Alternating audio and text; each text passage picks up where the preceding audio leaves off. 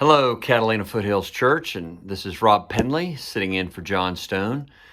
And this coming Sunday, I'll be preaching from Matthew 6, and we're going to be looking about something in particular that Jesus returns to again and again.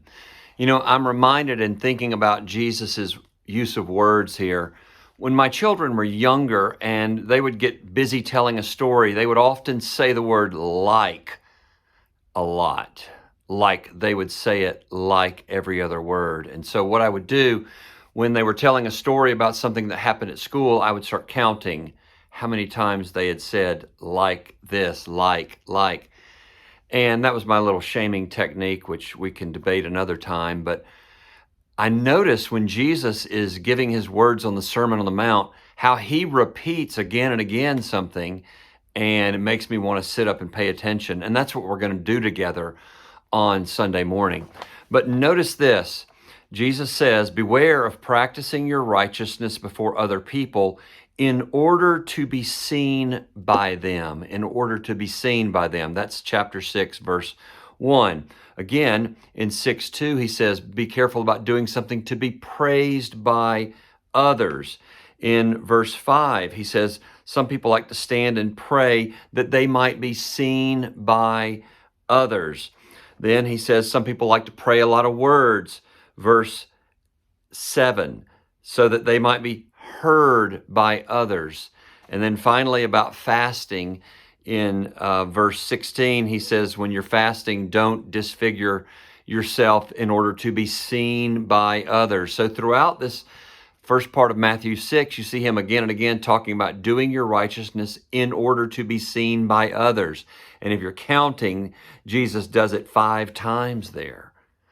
And he's speaking, I think, to the human proclivity that we have to want to practice our religion or our relationship with God in a way that draws attention from other people. And there's something messed up about that, and we're going to talk about it. And Jesus' healing or his solution or his design for what we're supposed to be living out our lives have something to do with being before God's face. He says 4 times, chapter 6, verse 4, that your Father who sees. And then again in verse 6, your Father who sees.